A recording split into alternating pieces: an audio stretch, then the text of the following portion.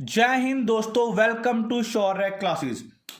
आज का हमारा टॉपिक है BA programme second year third semester का। सब्जेक्ट का नाम है पॉलिटिकल साइंस, तुलनात्मक शासन एवं राजनीति। आज हम इस बुक के पहले चैप्टर को पढ़ने की कोशिश करते हैं। अक्सर देखा गया है कि ये एग्जाम में ये क्वेश्चन बार बार आया है, तो आइए शुरू करते हैं। चैप्टर का नाम है तुलनात्मक शासन एवं राजनीति। तो सबसे पहले हमें यहाँ पे दो तीन शब्दों को समझने की आवश्यकता है। इस बुक के शब्द को हमें समझना है। बुक का नाम है तुलनात्मक शासन एवं राजनीति। तुलनात्मक का अर्थ क्या होता है? तुलनात्मक का अर्थ होता है किसी चीज से तुलना करना। जी हाँ, अगर आप दो व्यक्तियों की तुलना करते हैं, इट मीन्स किसी के बीच में कंपेयर करना ही तुलनात्मक कहलाया जाता है। अगर हम ये राजनीतिक रूप में बात करते हैं तो तुलनात्मक का अर्थ होता है कि राज्य की सरकारों के बीच में, दो देशों की सरकारों के बीच में तुलना करना। हाँ, जब एक देश से अधिक देशों की सरकारों के बीच में उनके शासन व्यवस्था के रूप में तुलना की जाती है तो उसी को ही तुलनात्मक राजनीति के नाम से जाना जाता है।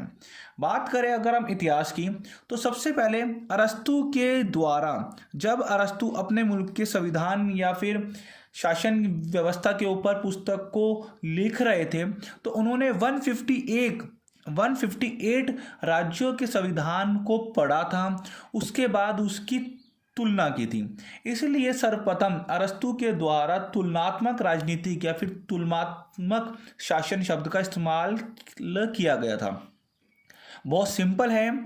इसमें क्या है, इसमें हम सरकारों की तुलना करते हैं, सरकारों के स्वरूप की तुलना करते हैं कि भाई किस देश में किस प्रकार की सरकार है, चाहे वहाँ पे लोकतंत्र हो, राजतंत्र हो, साम्यवादी हो, पूंजीवादी हो, मार्क्सवादी हो, वहाँ पे सरकार का स्वरूप क्या है। जब हम तुलनात्मक राजनीति की बात करते हैं तो हम वहाँ पे सरकार की तुलना करते हैं कि सरकार का स्वरूप क्या है। सरकार के स्वरूप का अर्थ है कि जो किसी देश में सरकार कार्य करती है।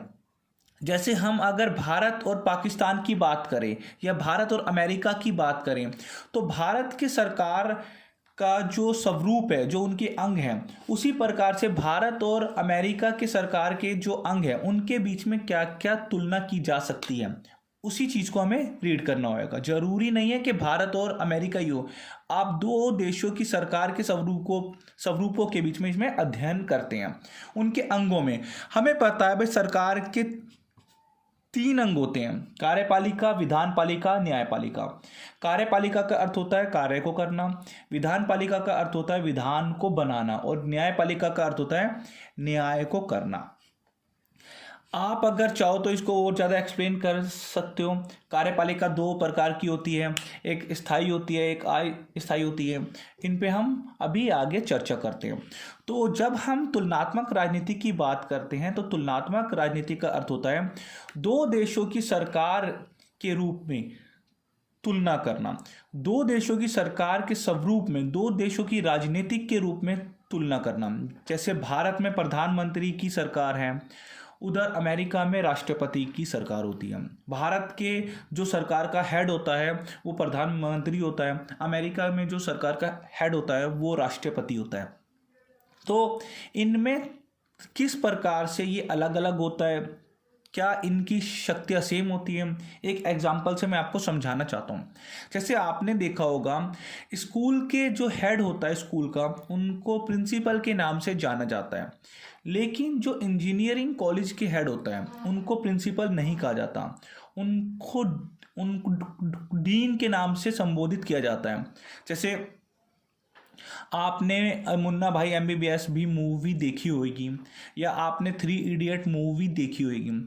उसमें जो अस्थाना होता है तो उनको प्रिंसिपल्स के नाम से नहीं जाना जाता, को डीन के नाम से जाना जाता है। इसी प्रकार से स्कूल का जो हेड होता है उनको प्रिंसिपल के नाम से जाना जाता है। जो दिल्ली यूनिवर्सिटी में जो कॉलेज होते हैं उनको प्रिंसिपल के नाम से जाना जाता है। तो है पोस्ट अलग अलग है, लेकिन शक्तियां हो सकता है सामान्य भी हो असामान्य भी हो। इसी प्रकार से भारत में जो सरकार का जो मुखिया होता है उनको प्रधानमंत्री के नाम से, और अमेरिका में जो सरकार का मुखिया होता है उनको राष्ट्रपति के नाम से। इनमें क्या अंतर है उसी की आज हम चर्चा करते हैं। आज हम बात करते हैं कि तुलनात्मक राजनीति में सरकार के स्वरूपों का अध्ययन किया जाता है। जैसे हमें पता है सरकार के अंग क्या है, कार्यपालिका, विधानपालिका तथा न्यायपालिका। इनके बारे में अध्ययन किया जाता है। इसी के साथ ही साथ तुलनात्मक राजनीति के विषय क्षेत्रों का भी अध्ययन किया जाता है। आपसे ये क्वेश्चन पुट किया जा सकता है कि भाई तुलनात्मक राजनीति का अर्थ क्या है तथा तुलनात्मक राजनीति के विषय क्षेत्र क्या है। अगर हम इसकी अर्थ की बात करते हैं तो है तुलनात्मक राजनीति एक ऐसी प्रकार की राजनीति होती है जिसमें दो देशों की राजनीतिक के रूप में उनकी तुलना की जाती है। दो देशों के सरकार के स्वरूप के रूप में तुलना की जाती है। अब सरकार के स्वरूप में आ गया कार्यपालिका, विधानपालिका तथा न्यायपालिका। इसको आप और भी ज़्यादा एक्सप्लेन कर सकते हो। अगर बात आती है साथ ही साथ कि तुलनात्मक राजनीति के विषय क्षेत्र क्या है या उसकी प्रकृति क्या है। अगर विषय क्षेत्र की बात है तो विषय क्षेत्र में आ जाएगा कि भाई तुलनात्मक राजनीति के अंतर्गत हम किन किन चीज़ों का अध्ययन करते हैं, किन किन चीज़ों की तुलना करते हैं। जैसे हम यहाँ पे क्या तुलना करते हैं, सामाजिक और आर्थिक तत्वों की या फिर सामाजिक और आर्थिक जीवन की तुलना करते हैं। इस पॉइंट में क्या आता है, जब दो देशों की सरकारों के बीच में तुलना की जाती है तो उन देशों की सरकारों के आर्थिक और सामाजिक तत्वों का भी अध्ययन किया जाता है। जैसे कि विभिन्न प्रकार के जातीय समुदायों की। अगर हम भारतीय राजनीतिक की बात करते हैं या फिर अमेरिका के राजनीतिक की बात करते हैं तो यहाँ पे विभिन्न प्रकार के जातीय समुदायों की अध्ययन हमें करने को मिलता है। जैसे भारत में जो विभिन्न प्रकार की जातीय समूह हैं, कोई ब्राह्मण है, कोई क्षत्रिय है, कोई वैश्य है, कोई शूद्र है, कोई ST OBC हैं। तो ये जो विभिन्न प्रकार के जातीय समुदाय हैं इनका हमें अध्ययन करना पड़ता है। इसी प्रकार से अमेरिका में भी है, कोई अपर क्लास है, कोई लोअर क्लास है, कोई कुछ है। हमें विभिन्न प्रकार के जातीय समुदाय और आर्थिक समुदाय का भी अध्ययन करना पड़ता है तुलनात्मक राजनीतिक में। इसके साथ ही साथ हम यहाँ पे ये भी कह सकते हैं कि सामाजिक अध्ययन भी करना पड़ता है कि भाई समाज में समुदाय, धार्मिक समुदाय किस प्रकार है, कौन ब्राह्मण है, कौन क्षत्रिय है, कौन वैश्य है, कौन शूद्र है। इसी प्रकार से अमेरिका की राजनीतिक में भी जो वहाँ पे जो धार्मिक जो एक भावना है उसका भी अध्ययन किया जाता होगा कि भाई वहाँ की सरकार, अमेरिका की सरकार किस प्रकार से धार्मिक वर्चस्व को कम करने की कोशिश करती है और सभी के लिए एक समानता प्रदान करती है। इसी प्रकार से भारतीय संविधान ने भी धार्मिक वर्चस्व को कम करके सभी धर्मों को एक समान समझा है, सभी धर्मों के लोगों को एक समान अधिकार प्रदान किए गए हैं। तो दो देशों के बीच में जब हम तुलना करते हैं किसी सरकार के स्वरूप में, किसी संविधान के स्वरूप में, किसी सरकार के अंग के रूप में या किसी सरकार के विशेष क्षेत्रों में, तो वो तुलनात्मक राजनीति के अंतर्गत ही आता है। इसी के साथ साथ आर्थिक समुदाय भाई इसमें हम ये भी तो लिख सकते हैं कि भारत में जो आर्थिक कल्याण किया जाता है या भारत सरकार के द्वारा जो गरीबों के लिए आर्थिक योजना बनाई जाती है, जो कमज़ोर वर्गों के लिए आर्थिक कल्याण किया जाता है, जैसे 2 रुपये किलो चावल, 3 रुपये किलो गेहूँ, या फिर 2 रुपये किलो गेहूँ, 3 रुपये किलो चावल, या फिर जो कमज़ोर वर्गों के जो लोग हैं उनको सरकार समय समय पे कुछ मुआवजा भी देती है, कुछ पेंशन भी मतलब प्रदान करती है, साथ के साथ और ज़्यादा सुविधाएं प्रदान की जाती है। क्या ये सब चीज़ें अमेरिका में होती है, लेकिन इनका स्वरूप कुछ अलग होगा। वहाँ पे इतनी ज़्यादा मात्रा में फैसिलिटीज़ नहीं दी जाती होगी। हो सकता है उधर कुछ ही फैसिलिटी दी जाती हो।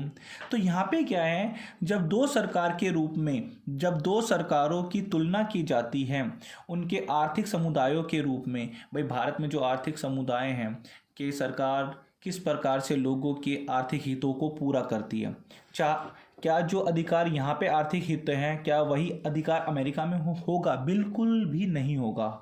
वो समय के साथ साथ कंडीशन के अनुसार ही किया जाता है। इसी प्रकार से इसके विशेष क्षेत्रों में होता है विधीय, कार्यकारिणी, न्यायिक और संगठनों की का अध्ययन। जैसे कि मैंने अभी आपको बोला कि भाई तुलनात्मक राजनीतिक में हम सरकार के स्वरूपों का अध्ययन करते हैं, उनके अंगों का अध्ययन करते हैं, जैसे कार्यपालिका, विधानपालिका, न्यायपालिका। अगर हम कार्यपालिका, विधानपालिका, न्यायपालिका का अध्ययन करते हैं तो हमें ये भी अध्ययन करना पड़ता है तुलनात्मक राजनीतिक में कि भाई जैसे भारत में अगर कोई भी संविधान में संशोधन किया जाता है, भारत में संविधान संशोधन संसद के द्वारा किया जाता है, क्या उधर भी अमेरिका में भी संविधान में संशोधन संसद के द्वारा होता होगा? लेकिन भारत का जो संविधान संशोधन है वो 3 प्रकार से किया जाता है, सामान्य, विशेष प्लस आधे राज्यों की विधायिका। तो भारत में जो संविधान में संशोधन किया जाता है या जो भारत में कानून का निर्माण किया जाता है या जो विधेयक का निर्माण किया जाता है या कोई भी एक विधेयक, कोई अधिकार संविधान में जोड़ा जाता है वो संसद के द्वारा जोड़ा जाता है। इन अधिकारों को जोड़ने के लिए 3 विधियों का इस्तेमाल किया जाता है भाई, सामान्य विधि, आधे राज्यों की अनुमति वाला विधि और एक आधे राज्यों की अनुमति प्लस 2/3 वोटों अनिवार्य है।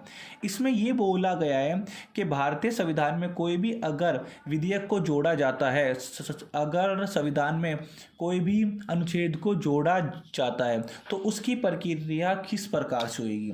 भाई संविधान में अगर हम कोई भी चेंज करते हैं, परिवर्तन करते हैं, संशोधन करते हैं तो वो लोकसभा के और राज्यसभा के द्वारा होता है। अर्थात हम कह सकते हैं कि संसद के द्वारा किया जाता है। तो संसद में 3 प्रकार से, सामान्य विधेयक के द्वारा, विशेष विधेयक के द्वारा और सामान्य प्लस विशेष दोनों के द्वारा। इसी के साथ साथ जो कार्यकारी होती है, जो कार्यकारिणी होता है वो होता क्या है? भाई सरकार के रूप में जो कार्य करते हैं वो 2 प्रकार के होते हैं। एक तो स्थायी कार्यपालिका होती है, वो एक अस्थायी कार्यपालिका। स्थायी कार्यपालिका की अगर हम बात करें तो उन कार्यपालिका में हम उन व्यक्तियों की अध्ययन करते हैं, उन व्यक्तियों का अध्ययन करते हैं जो IAS होता है, IPS होता है, IES होता है, IRS होता है। इट मीन्स प्रशासनिक अधिकारियों का अध्ययन। और अस्थायी कार्यपालिका की अगर हम बात करें या कार्यकारी की बात करें तो जैसे जो MP है, MLA है, निगम पार्षद हैं, ये वो होते हैं जो कि राजनेता होते हैं, जो कि समाज के लीडर होते हैं, जो कि समय के साथ साथ परिवर्तित हो भी सकते हैं और रह भी सकते हैं। इसी के साथ साथ हैं तो इसमें होता है कि भाई एक कार्यकारिणी किस प्रकार से कार्य करती है। भारत में अलग कंडीशन होती है, अमेरिका की कार्यकारिणी को संचालित करने की अलग कंडीशन होती है। तो तुलनात्मक राजनीतिक में हम विधायिका के क्षेत्र का अध्ययन करते हैं, कार्यकारिणी के अध्ययन करते हैं, इसके साथ साथ है न्यायिक व्यवस्था का अध्ययन करते हैं। जैसे भारत में जो न्यायिक व्यवस्था है वो पहले निचले स्तर पे होती है, ग्राम पंचायत या फिर जिला पंचायत के आधार पे, या फिर उसके बाद उच्च न्यायालय होता है और फिर होता है उच्चतम न्यायालय। पहले जो ग्राम पंचायत होती है या फिर जिला पंचायत, उसके बाद उससे ऊपर की पंचायत जिसको हम हाई कोर्ट कहते हैं, फिर हम कहते हैं सुप्रीम कोर्ट। गांवों में वो ग्राम पंचायत तथा जिला पंचायत होती है, और जो शहरों में होती है जैसे कि रोहिणी कोर्ट है, करकरडूमा कोर्ट है, 30,000 कोर्ट है, इनके ऊपर फिर हाई कोर्ट आता है, फिर सुप्रीम कोर्ट आता है। इसी प्रकार से तो एक सरकार के स्वरूप को किस प्रकार से चलाया जाता है, अगर हम 2 देशों की संविधान और सरकार के स्वरूपों की तुलना करते हैं तो ये सारी चीज़ तुलनात्मक राजनीतिक में आ जाती है। बहुत सिंपल है। इसके बाद है राजनीतिक दलों और दबाव गुटों का अध्ययन। तुलनात्मक राजनीतिक में हम राजनीतिक दलों और दबाव गुटों का भी अध्ययन करते हैं। जैसे भाई भारत, अगर हम जैसे इंग्लैंड की बात करते हैं, इंग्लैंड में, ब्रिटेन में मजदूर दल अलग है। मजदूर दल को आम लोगों का दल के नाम से जाना जाता है। उसी प्रकार से अनुदार दल है, वो कुलीन वर्गों या अमीर वर्गों के दलों के रूप में जाना जाता है। इसी प्रकार से अगर हम भारत की बात करते हैं तो भारत में NDA की सरकार, UPA है, NDA है, आम आदमी पार्टी है, BSP है और एक्सेट्रा है। अगर हम इनकी बात करते हैं तो जैसे जैसे कांग्रेस है, बीजेपी है, आम आदमी पार्टी है, कहा ये जाता है कि आम आदमी पार्टी जो है वो गरीबों की पार्टी है, मतलब गरीब लोगों के हितों वाली पार्टी है। और अगर हम बीजेपी की बात करते हैं तो कहा जाता है कि जो बीजेपी है वो राष्ट्रवादी सोच वाली पार्टी है। अगर हम कांग्रेस की बात करते हैं तो कांग्रेस सभी को लेके चलने वाली पार्टी है। मैं यहाँ पे ये बताने की कोशिश कर रहा हूँ कि ये कुछ इतिहासकार या कुछ राजनीतिक लोगों की सोच थी, परंतु यहाँ सभी पार्टी इक्वल है, चाहे वो बीजेपी हो, क्या वो आम आदमी हो, क्या वो एनडीए हो, क्या वो यूपी हो, क्या वो कोई सी हो। यहाँ पे बेसिकली ये बताया गया है, जैसे बीएसपी है, जो बीएसपी जो पार्टी है वो बेसिकली जो पिछड़े लोग हैं, जो दलित लोग हैं, उनके हित वाली पार्टी है। पर यहाँ पे ये बताने की कोशिश की गई है कि हर एक पार्टी एक समाज के एक पर्टिकुलर वर्ग को लेके ही चलती है। जिस प्रकार से इंग्लैंड में आम लोगों की जो पार्टी है, मजदूरों की जो पार्टी है, आम लोग जो मजदूर होते हैं, उन पार्टी का नाम है मजदूर दल की पार्टी। और जो अमीर लोगों की पार्टी है, अनुदार दल की पार्टी। इसी प्रकार से भारत में भी अनेक पार्टियां हैं, अनेक गुट बने हुए हैं, उनका भी अध्ययन हम तुलनात्मक राजनीति में करते हैं। इसी के साथ साथ अगर हम इसमें कार्यकारिणी का भी अध्ययन करते हैं, जैसे तुलनात्मक राजनीतिक में हम राष्ट्रपति, प्रधानमंत्री की शक्तियाँ, राष्ट्रपति की शक्तियाँ, जैसे भारत में प्रधानमंत्री ही हेड कहलाया जाता है सरकार का, उसी प्रकार से अमेरिका में राष्ट्रपति हेड कहलाया जाता है। तो अमेरिका के राष्ट्रपति की किस प्रकार की शक्ति है, भारत के प्रधानमंत्री की किस प्रकार की शक्ति है, या फिर भारत के राष्ट्रपति और अमेरिका के राष्ट्रपति की जो शक्ति है, क्या वो शक्तियाँ सेम हैं या फिर अलग अलग है। इन सब का अध्ययन हम तुलनात्मक राजनीतिक में करते हैं। जैसे यूएसए में जो सर्वोच्च जो शक्ति होती है वो राष्ट्रपति के पास होती है, ऐसे भारत में प्रधानमंत्री के पास। इसी के साथ साथ यूएसए में जो न्यायपालिका है, सर्वोच्च न्यायपालिका, और भारत में जो सर्वोच्च न्यायपालिका है, ये किस प्रकार से कार्य करती है, इनके बीच में अध्ययन हम इसी तुलनात्मक राजनीतिक में करते हैं। अगर आपको ये वीडियो पसंद आ रहा है तो प्लीज़ वीडियो को लाइक कीजिए, चैनल पे नए हैं तो चैनल को सब्सक्राइब कीजिए, और हाँ, आप कमेंट करना मत भूलिएगा। आप वीडियो पे आते हो पर आप कमेंट नहीं करते हो, आपके कमेंट हमारे लिए मोटिवेशन का काम भी करते हैं। प्लीज़ कमेंट करते रहिए। बस ये ख़त्म होने वाला है और बहुत सिंपल है। इसी के साथ साथ हम तुलनात्मक राजनीतिक में, तुलनात्मक शासन में हम और क्या क्या भाई चीज़ें करते हैं। भाई सबसे पहले राजनीतिक हिंसा भी इसमें हम अध्ययन करते हैं, साथ के साथ राजनीतिक भ्रष्टाचार। भाई हर एक मुल्क में भ्रष्टाचार जीवित है, भ्रष्टाचार के बिना राजनीतिक पार्टियां नहीं चल पाती। हम कह सकते हैं जहाँ अच्छे लोग होते हैं वहाँ पे बुरे लोग भी होते हैं। तो हम ये भी इसमें अध्ययन करते हैं कि भाई तुलनात्मक राजनीतिक में भ्रष्टाचार कहाँ तक फैला हुआ है। कुछ ऐसी पार्टियां हैं जिसमें भ्रष्टाचार कूट के भरा हुआ है। अगर हम भारत की राजनीति की और पाकिस्तान की राजनीति की तुलना करते हैं तो पाकिस्तान की राजनीतिक में की पार्टियों में भ्रष्टाचार भारत के मुकाबले में कहीं अधिक है। अगर हम किसी और मुल्कों की बात करते हैं, हो सकता है वहाँ भ्रष्टाचार हो, लेकिन भारत की राजनीति के मुकाबले में काफ़ी कम हो। यहाँ पे पैसे को दे के एक सांसद, एक एमपी, एक एमएलए को खरीदने की कोशिश की जाती है। इसका भी अध्ययन हम तुलनात्मक शासन व्यवस्था में करते हैं कि भाई कौन सा मुल्क कौन सी राजनीतिक या कौन से देश की सरकार भ्रष्टाचार में सबसे ज़्यादा ऊपर है, इसका भी अध्ययन किया जाता है। इसके साथ साथ राजनीतिक हिंसा ये हर एक देश में देखने को मिलती है। कहीं पे ये हिंसात्मक रूप में होती है तो कहीं पे ये अहिंसात्मक रूप में। जैसे भारत में कहीं कहीं पे हिंसात्मक गतिविधियां देखने को मिलती है, परंतु ये गतिविधियां उस समय होती थी पुराने समय में। आज के समय में राजनीतिक हिंसा काफ़ी कम देखने को मिलती है, परंतु अगर हम पाकिस्तान से कंपेयर करते हैं तो वहाँ पे अक्सर राजनीतिक हिंसा देखने को मिलती है। वहाँ पे राजनीतिक पार्टियों की जब कोई सम्मेलन होता है तो उनके मुख्य लीडर के ऊपर पिस्तौल से हमला कर दिया जाता है या फिर किसी और रूप में हमला कर दिया जाता है। तो इन सब की भी तुलना हम तुलनात्मक शासन व्यवस्था में करते हैं।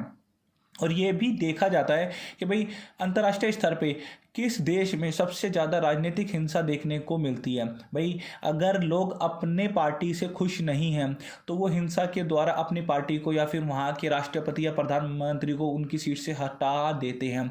जैसे अभी रिसेंटली अभी हमने पाकिस्तान में देखने को कोशिश की थी कि भाई वहाँ पे राजनीतिक स्थिरता थी, इसलिए वहाँ पे हिंसा हुई और वहाँ के प्रधानमंत्री को, इमरान खान को हटा दिया गया। इसी प्रकार से उससे पहले हमने श्रीलंका में भी देखा कि किस प्रकार से वहाँ के लोगों ने प्रोटेस्ट करके श्रीलंका के जो हेड थे उनको भी हटा दिया गया।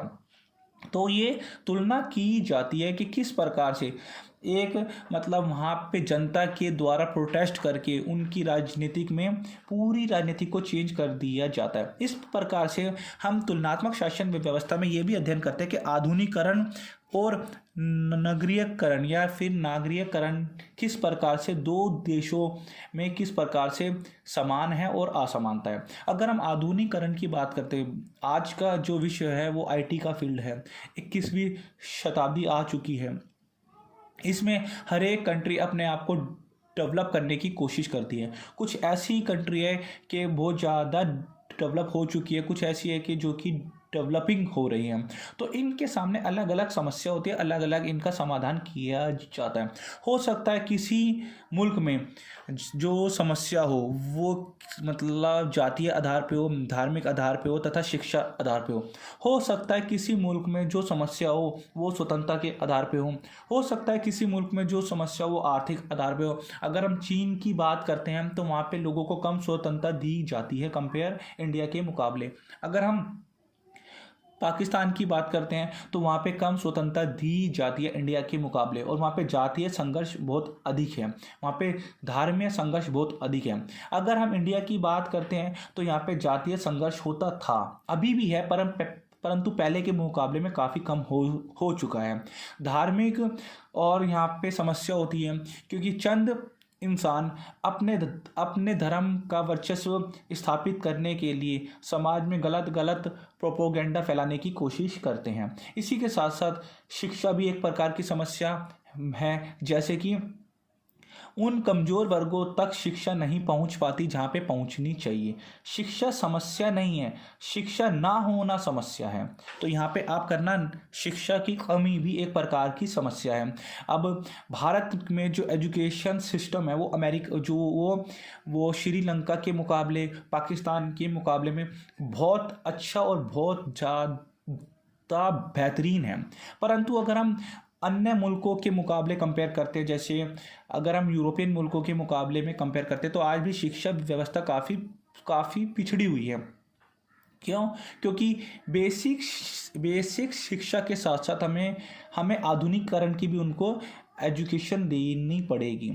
इसके साथ साथ राष्ट्रवाद भी हमें बच्चों तक प्रोवाइड करवाना पड़ेगा। इसी के साथ साथ अगर समस्या का अगर हम अध्ययन करते हैं तो वहाँ पे समाधान भी अध्ययन हम करते हैं कि किसी मुल्क में अगर किसी भी प्रकार की समस्या होती है जी, अगर हम इकोनॉमिक्स के शब्दों की बात करें तो हर एक मुल्क में केंद्रीय समस्या होती है, जैसे उत्पादन क्या किया जाए, कैसे किया जाए और किसके लिए किया जाए। इसका सॉल्यूशन हर एक मुल्क अपनी अर्थव्यवस्था के अनुसार करती है। तो यहाँ पे हम कह सकते हैं कि सभी मुल्क अपने मुल्क की समस्या का समाधान उस मुल्क में जो संसाधन है, उस मुल्क के पास जो तकनीक है, उस मुल्क के पास जितनी योग्यता है उसके अनुसार ही उसका समस्या का समाधान किया जाता है। जैसे कुछ मुल्क पूंजीवादी है, कुछ मुल्क लोकतंत्रवादी है, कुछ मुल्क साम्यवादी है, उदारवादी है। तो ये मुल्क के ऊपर होता है कि वो मुल्क पूंजीवादी है, राजतंत्र है, लोकतंत्र है, मार्क्सवादी है। अब इनका अर्थ मैं आपको आगे चल के बताऊंगा कि होता क्या है।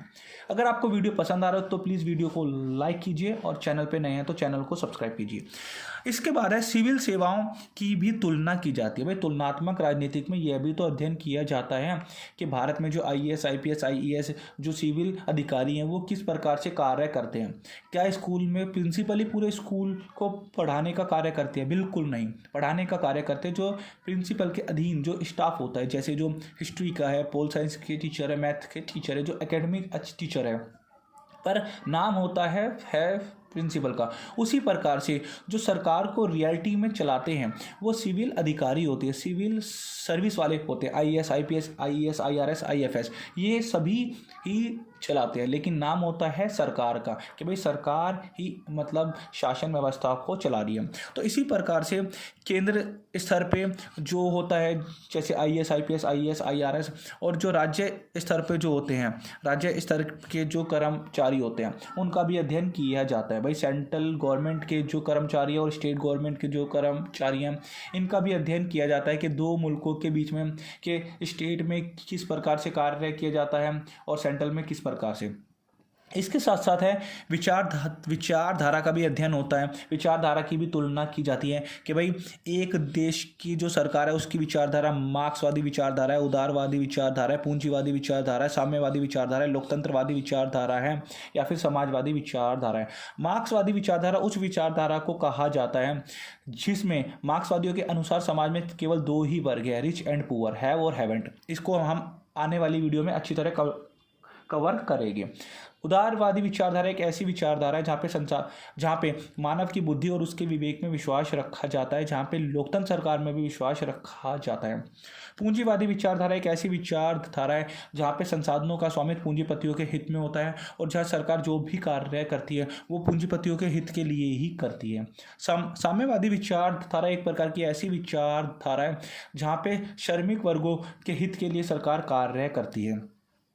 लोकतांत्रिक विचारधारा एक प्रकार की ऐसी विचारधारा है जहाँ पे लोगों के द्वारा सरकार को चुना जाता है और लोगों की इच्छाओं के अनुसार ही सरकार कार्य करती है। अगर आपको ये वीडियो पसंद आए तो प्लीज़ वीडियो को लाइक कीजिए, चैनल पे नए हैं तो चैनल को सब्सक्राइब कीजिए, और आप कमेंट नहीं करते प्लीज़ कमेंट करके आप अपनी मौजूदगी का एहसास हमें दिला सकते हैं।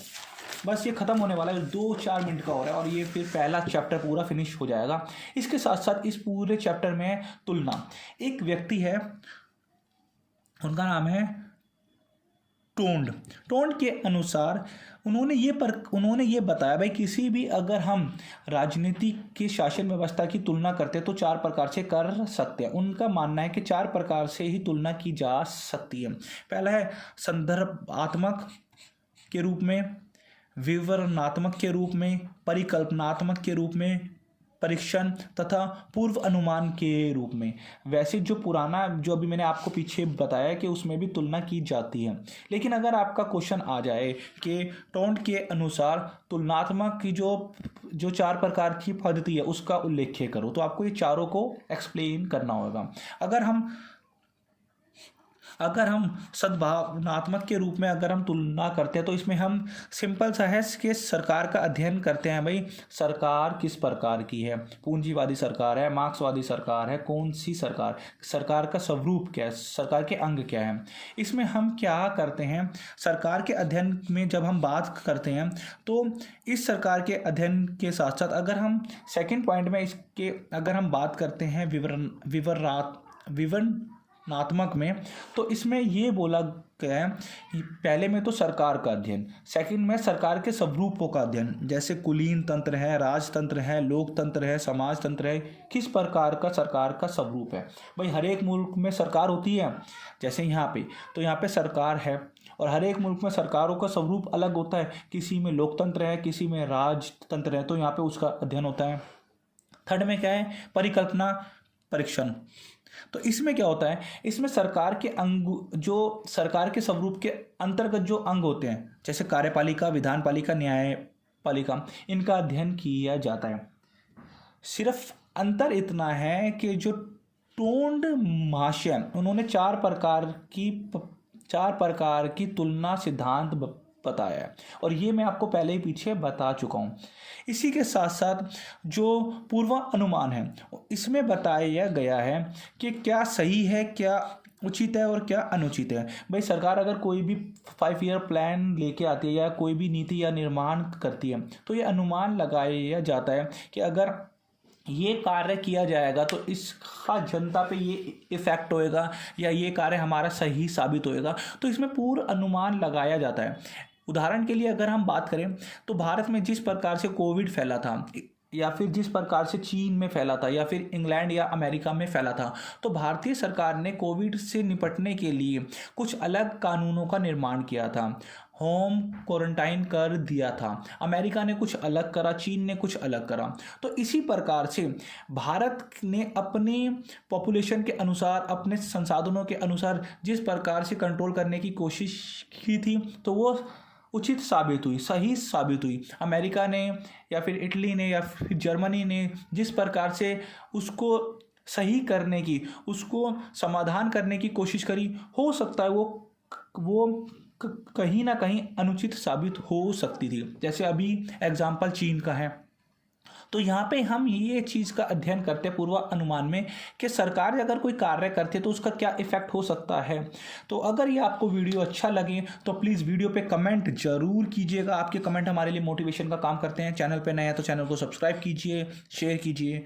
और इसी प्रकार से आपके बीए प्रोग्राम के साथ साथ हिस्ट्री, पोल साइंस ऑनर्स की और आपका 3rd year, 2nd year, 1st year की हम आपके लिए कुछ नया लेके आने की अब कोशिश कर रहे हैं। जय हिंद, जय भारत।